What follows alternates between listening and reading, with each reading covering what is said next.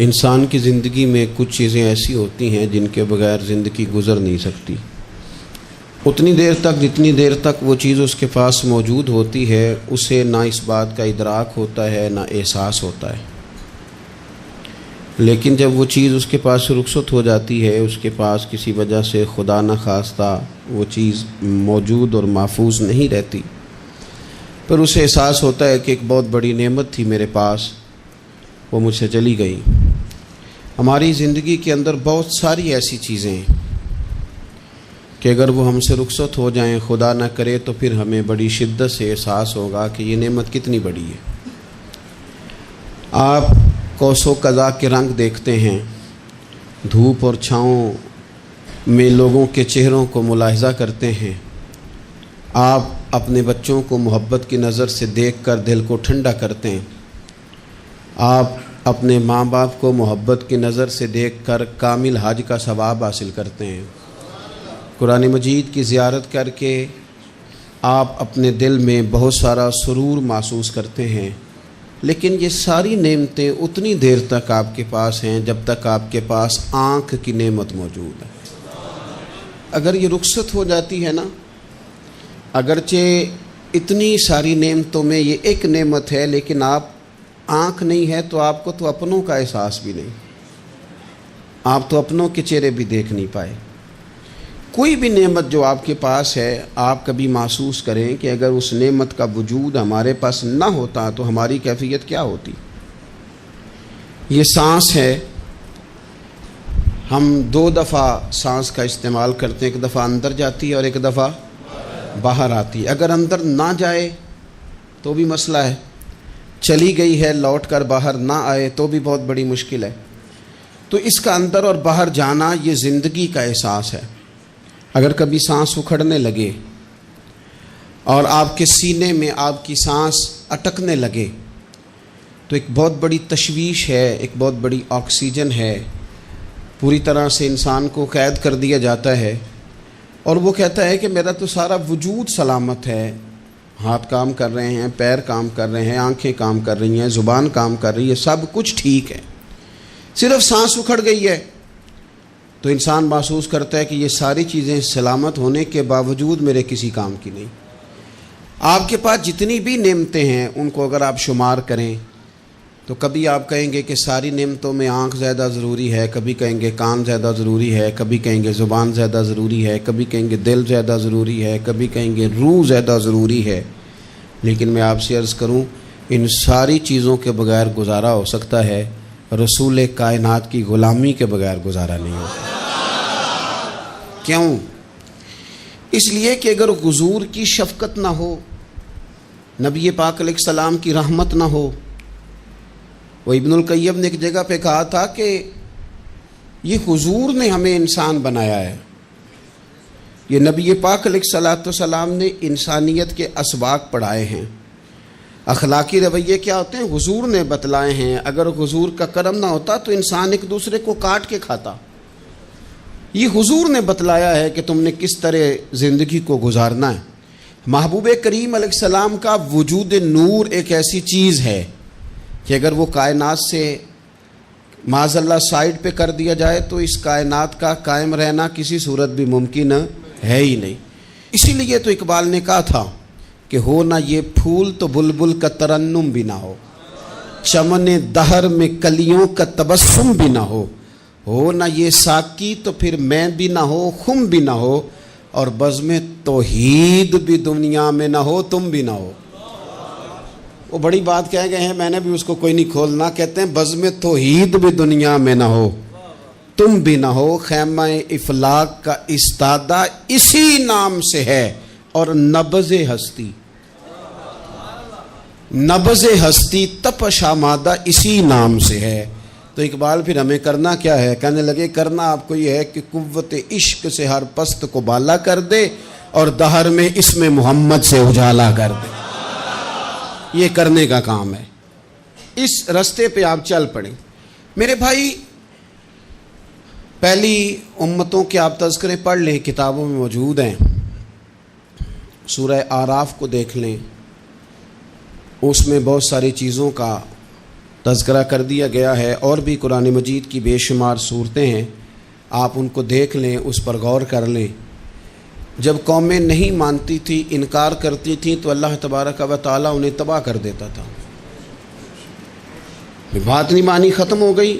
ایک مقصد ہے نا جس کے لیے کسی چیز کو بنایا گیا، تو مقصد تخلیق انسانیت کیا ہے کہ وما خلقت الجن والانس الا لیعبدون، جنوں اور انسانوں کو اللہ نے اپنی عبادت کے لیے پیدا کیا، اور ان کو جب عبادت کی دعوت دی گئی، جب انہیں پیغام دیا گیا اللہ تعالیٰ کی توحید کا، انہوں نے نہیں مانا، تو جس مقصد کے لیے بنایا تھا جب اس طرف ہی نہیں آئے۔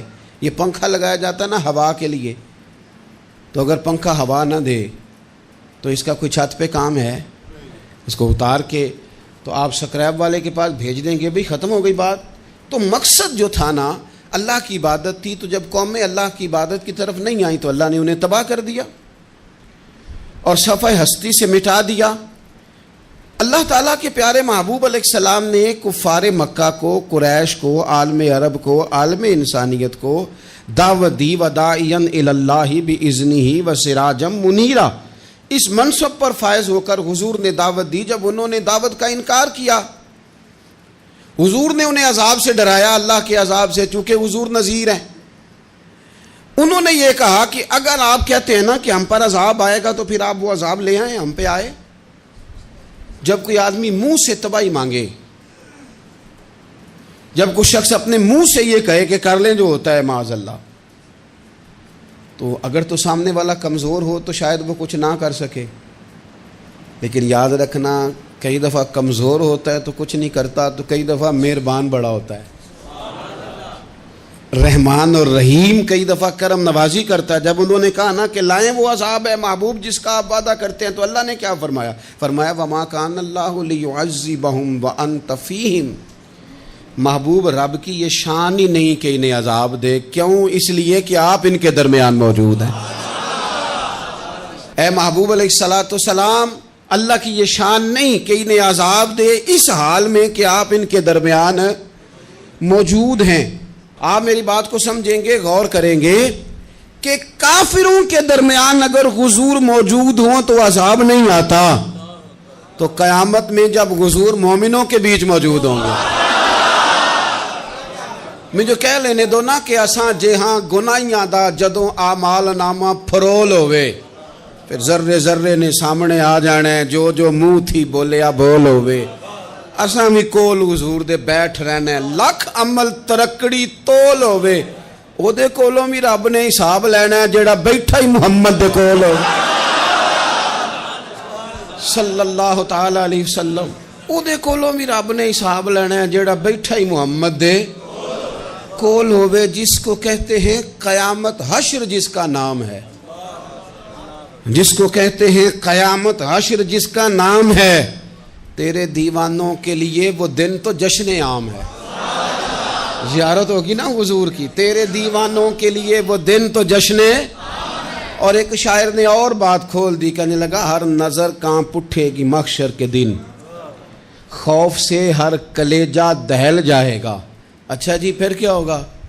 ہر نظر کانپ اٹھے گی محشر کے دن، آنکھیں پھڑ پھڑائیں گی، کانپیں گی اور کلیجے پھٹیں گے۔ منظر ہی ایسا ہوگا، انسان اپنے پسینے میں ڈبکیاں کھا رہا ہے، حساب کا وقت آ گیا ہے اور سورج سوا نیزے پہ ہے، زمین دہک رہی ہے، تو کہنے لگے ہر نظر کانپ اٹھے گی محشر کے دن، خوف سے ہر کلیجہ دہل جائے گا، پھر اوڑھ کر کالی کملی وہ آ جائیں گے، پھر اوڑھ کر کالی کملی وہ آ جائیں گے، پھر اوڑھ کر کالی کملی وہ آ جائیں گے، ہر نظر کانپ اٹھے گی محشر کے دن، خوف سے ہر کلیجہ دہل جائے گا، پھر اوڑھ کر کالی کملی وہ آ جائیں گے، سارے محشر کا نقشہ بدل جائے گا۔ میرے عزیز، حضور کے بغیر گزارا، نبی کریم کے بغیر کوئی چارہ، ہمارا کوئی سہارا ہی نہیں حضور کے بغیر، ہم کدھر جائیں سوائے محبوب کے۔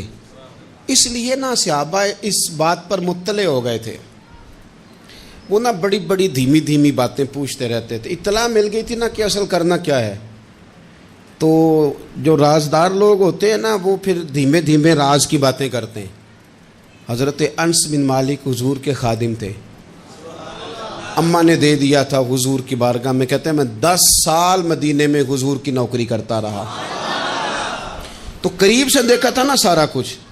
بہت ساری احادیث ان سے مروی ہیں, بڑی چیزوں کو دیکھا تھا, تو ہم سیانے ہو گئے, باتیں سمجھ گئے. قریب رہنے والے لوگ تو قربان پچھانن والے ہیں, تو گل جان گئے گل کھول دے نہیں. تو قریب پہنچ گئے تھے نا, تو سمجھ آ گئی تھی بات کی. تو ترمذی میں موجود ہے, ایک دن حضور سے پوچھتے ہیں یا رسول اللہ قیامت والے دن آپ کو کہاں تلاش کروں. یعنی حضور علیہ السلام سے پوچھتے ہیں حضور میں نا قیامت والے دن, بھئی بات تو یہ نا کہ اعمال ٹھیک کیے جائیں, معاملات پر توجہ دی جائے, عبادات کا خیال کیا جائے, جو ہمارے ذمے ڈیوٹیاں ہیں وہ پوری کی جائیں. تو وہ کہتے ہیں حضور وہ قیامت والے دن کہاں تلاش کروں. تو حضور نے بھی نہیں فرمایا کہ تو اعمال ٹھیک کر, مجھے ڈھونڈنے کی کیا ضرورت ہے, کہاں ڈھونڈوں. تو حضور فرمانے لگے مسکرا کے فرمانے لگے, چونکہ قربان پچھانن والے ہیں تو اے گل جان گئے گل کھول دے نہیں. حضور علیہ السلام سے کہا یا رسول اللہ میں نہ قیامت والے دن کہاں تلاش کروں. تو حضور فرمانے لگے حوض کوثر پہ. یا رسول اللہ وہاں کیا ہوگا. تو فرمایا امت پیاسی آئے گی تو میں جام بھر بھر کے پلاؤں گا, میں جام بھر بھر کے پلاؤں گا. ایسا کہ تیری خیر تیرے میں کدے کی خیر, ایسی پلا کہ جس کا نشہ عمر بھر رہے. اور ایک نے کہا تھا کہ طیبہ سے منگائی جاتی ہے, سینوں میں رچائی جاتی ہے, توحید کی میں پیالوں سے نہیں نظروں سے پلائی جاتی ہے. حضور صلی اللہ علیہ وسلم نے فرمایا حوض کوثر پہ بھی جام پلائیں گے. سیانے بڑے تھے حضرت انس, اور بھلا ہمارا کر رہے تھے. یہ حضور سے پوچھ کے نا تو ہمیں ایڈریس بتا رہے ہیں, کیونکہ حدیث روایت کر دی نا تو ہمیں ایڈریس سمجھا دیے, پتے بتا دیے کہاں پہنچنا ہے, ساری جگہ سمجھا دی. چلیں جدید دور آ گیا ہے, انہوں نے لوکیشن بتا دی کہاں کر کے نا کس جگہ جا کے سٹاپ کرنا ہے کام. یا رسول اللہ وہاں ملاقات نہ ہوئی تو حضور نے فرمایا پھر پل صراط پہ آنا. یا رسول اللہ وہاں کیا ہوگا. فرمایا امت گزر رہی ہوگی اور میں دعائیں مانگ رہا ہوں گا, رب سلم امتی رب سلم امتی, یا اللہ میری امت کو سلامتی سے گزار دے. تو وہاں آ جانا, میں دعائیں وہاں مل جاؤں گا. قربان جائیں. فاضل بریلوی بول پڑے, کہنے لگے خدا کی رضا چاہتے ہیں دو عالم, خدا چاہتا ہے رضائے محمد. اجابت کا جوڑا عنایت کا سہرا, دلہن بن کے نکلی دعائے محمد. اجابت نے جھک کر گلے سے لگایا بڑی ناز سے جب دعائے محمد. رضا اب پل سے وجد کرتے گزریے کہ ہے رب سلم دعائے محمد صلی اللہ علیہ. تو عرض کی یا رسول اللہ وہاں ملاقات نہ ہوئی تو. میں نے کہا وہ ہمیں لوکیشن سمجھا رہے تھے, انہیں تو پتا تھا پہلے ہی. ایک قربان پچھانن والے ہیں, تو ایک گل جان گئے گل کھول دے نہیں. تو وہاں نہ ملاقات ہوئی تو حضور نے فرمایا پھر میزان عمل پہ آنا. یا رسول اللہ وہاں کیا ہوگا. فرمایا امت کے عمل تول رہے ہوں گے اور میں ان کے لیے دعائیں کر رہا ہوں گا. میں نہیں جا سکا کبھی بچوں کے ساتھ پیپر دلوانے, استاد کو اجازت نہیں دیتے, کہتے ایگزامینر اور آئے گا کوئی, جس نے پڑھایا ہو اسے اجازت نہیں کہ تو جا. ابا جی کو اجازت نہیں ہوتی کہ وہ ایگزامینیشن ہال میں جائے, وہاں تو کوئی اور لوگ آتے ہیں. یہ بھی عجیب سبق ہے نا کائنات کا کہ سارے تعلیم و تربیت کے اسباق بھی حضور پڑھائیں, رنگ بھی سارا حضور ہی بتائیں, اور قبر کے سوالات بھی سارے ہمیں حضور بتا دیں, اور جب پیپر ہونے لگے تو سراہنے بھی کھڑے ہو جائیں. تو پھر کہہ لینا ایک دفعہ پھر کہ وہ دے کولوں کی رب نے حساب لینا, جیڑا بیٹھا ہی محمد دے کولوں, وہ دے کولوں کی رب نے حساب لینا. میرے عزیز ہمارا گزارا نہیں حضور کے بغیر. لوگ اصل میں نا ہمارا مسئلہ نہیں سمجھتے, ہمارا مسئلہ کچھ اور ہے. لوگ ہمیں نا بلا وجہ پریشان کرتے ہیں, کبھی جھنڈے سے, کبھی ڈنڈے سے, کبھی جھنڈی سے, کبھی کسی شے سے, کبھی کسی شے سے. کبھی کہتے ہیں وہ نعت اونچی پڑھ لی, کبھی کہتے ہیں سلام اونچا پڑھ لیا, کبھی کہتے ہیں وہ جھنڈیاں لگا دیں. میں نے کہا آپ کی بات بھی ٹھیک ہے, پر ہمارا مسئلہ تو سمجھو نا, ہمارا گزارا نہیں نا بھائی. جو کسے دا عاشق ہوئے او گالو سے دی 100 مکر بہانے کر کے میں پوچھے میاں صاحب نو مزار تے جا کے کہ مکر کرنے ٹھیک نے؟ تساں آکھیا نا مکر کردا ہے تے حضور ٹھیک نے؟ تے مینوں لگدا ہے کہ پولا جان دے سے پے کہ سونا راضی کرنا ہوئے تے موڑ ٹھیک نے۔ حضور نے ایک دن کہا تھا، حضرت ابو سعید خدری نے کہا یا رسول اللہ آپ قرآن پاک کی تلاوت کر رہے تھے، قرآن پاک بڑا سونا پڑھتے تھے نا؟ تو نبی کریم نے سن لیا، اب کیا کریں دلیل دیں گے تو بات مضبوط ہو جائے گی۔ حضور نے سن لیا تو بعد میں فرمایا ابو سعید تو بڑا سونا قرآن پڑھتا ہے، رب کے علاوہ کسی کو دکھا کے عبادت کرنی جائز ہے؟ حضرت ابو سعید خدری کہنے لگے سن رہے ہیں، مجھے پتہ نہیں تھا آپ سن رہے ہیں، ورنہ میں نے تو اور بنا کے پڑھنا تھا۔ اب تو مان جاؤ نا، جو کسے دا عاشق ہوے گل اسے دی کرد ہے 100 مکر بہانے کر کے، 100 مکر بہانے کر کے او دے ہی مرنے مرد ہے۔ میرے عزیز ہماری مجبوری ہے، لوگ اس بات کو سمجھتے نہیں، ہماری مجبوری ہے، حضور کا میلاد ضروری ہے، لوگ سمجھتے نہیں بات کو، اس لیے بلا وجہ رٹا ڈال کے بیٹھتے ہیں۔ بھئی ہم نے تو کوئی رٹا ڈالنا نہیں، نہ سیاست کا، نہ دولت کا، نہ اقتدار کا، نہ کسی اور چیز کا۔ سیاست دے جھگڑے اساں چھوڑ دیتے، یہ تے محبت دا جھگڑا ہے، یہ چھڑا کوئی نہیں سکتا۔ تو میرے عزیز ہمارا حضور کے بغیر گزارا، اور نبی پاک علیہ السلام کے بارے میں رب فرماتا ہے وَلَسَوْفَ يُعْطِيكَ رَبُّكَ فَتَرْضَىٰ، محبوب میں آپ کو اتنا دوں گا کہ آپ اپنے رب سے راضی ہو جائیں گے۔ کیا کروں میں؟ اب یہ آیت اتنی شاندار ہے۔ حضرت امام زین العابدین رضی اللہ تعالیٰ عنہ سے کسی بندے نے کہا قرآن پاک میں سب سے زیادہ امید والی آیت کون سی ہے؟ اس کا خیال تھا لا تقنطوا من رحمت اللہ کہیں گے، اللہ کی رحمت سے نا امید نہ ہونا۔ اس نے کہا حضور سب سے امید والی آیت بتائیں۔ وہ کہتا میرے ذہن میں تھا کہ یہ والی آیت پڑھیں گے۔ تو امام زین العابدین رضی اللہ تعالیٰ عنہ فرمانے لگے سب سے امید والی آیت ہے وَلَسَوْفَ يُعْطِيكَ رَبُّكَ فَتَرْضَىٰ، رب کہتا ہے محبوب اتنا دوں گا کہ آپ اپنے رب سے راضی ہو جائیں گے۔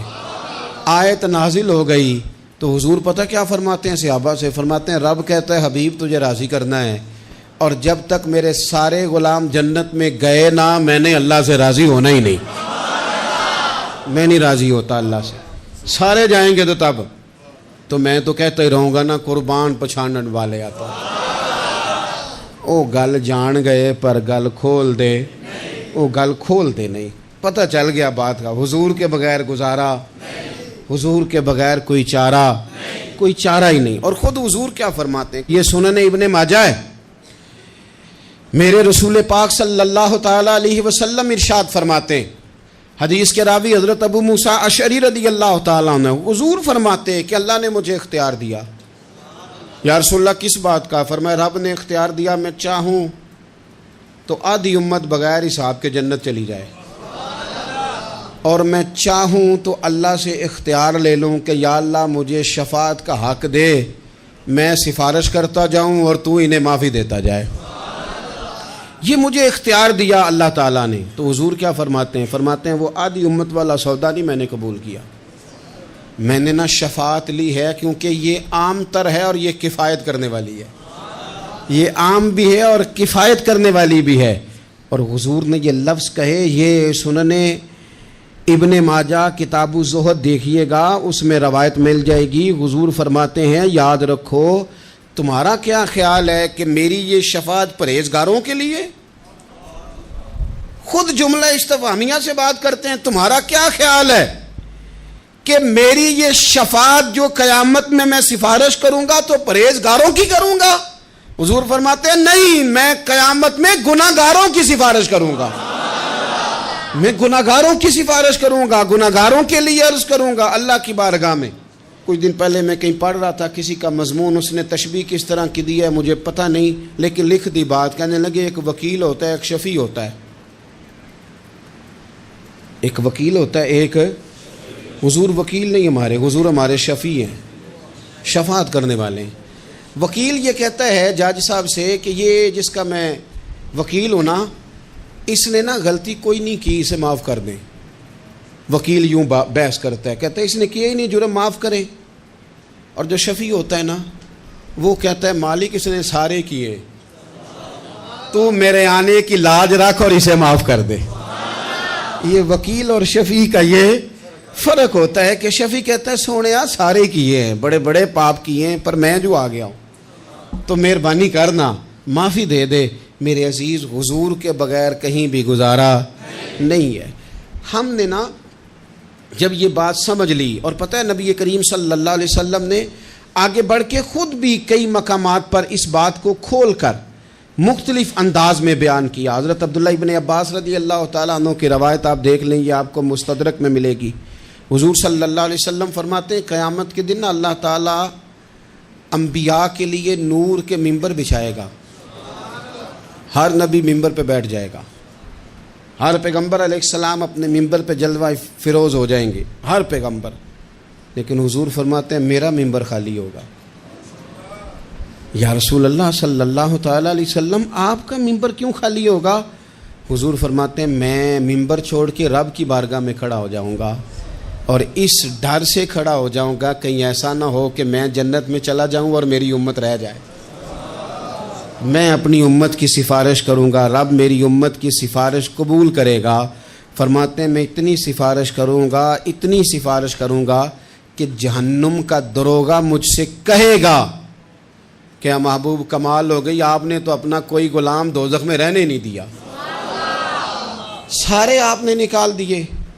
کسی شاعر نے بڑی خوب بات کی تھی، اس نے کہا تھا کہ یاد رکھو قیامت کا جو دن ہے نا، یہ قیامت کا دن دراصل ہمارا وقت ہوگا خاص، جب ہم نبی پاک صلی اللہ علیہ وسلم کی بارگاہ میں جائیں گے تو ہمیں سمجھ آ جائے گی کہ دنیا میں ہم نے کئی دوستیاں لگائی تھیں پر جھوٹی لگا بیٹھے، ایک دوستی سچی ہے جو مدینے والے کی ہے۔ وہ کہتے ہیں محمد بوٹیا جھوٹا ہی جاگ سارا، اے سچیاں مدینے والے دیاں یاریاں، سچیاں مدینے والے دیاں۔ تو نبی پاک صلی اللہ علیہ وسلم کے بغیر نہ دنیا میں گزارا ہے، نہ قبر میں گزارا ہے، نہ آخرت میں گزارا ہے۔ اب ایک سبق ہے، وہ سبق بھی آپ نے ضرور یاد کرنا ہے۔ جس شخصیت کے بغیر ہمارا گزارا نہیں، نہ قبر میں، نہ حشر میں، نہ پل صراط پہ، نہ میزان عمل میں، نہ حوض کوثر پہ، تو ہمارا ان کے بغیر دنیا داری میں گزارا کیسے ہو جاتا ہے؟ ہمارا تجارت بھی حضور سے سیکھیں، گھرداری بھی حضور سے سیکھیں، شادی بیاہ کے طریقے بھی حضور سے سیکھیں۔ جب گزارا نہیں حضور کے بغیر تو پھر زندگی کے سارے سلیقے حضور سے سیکھیں، پھر ادھر ادھر جانے کی ضرورت ہے۔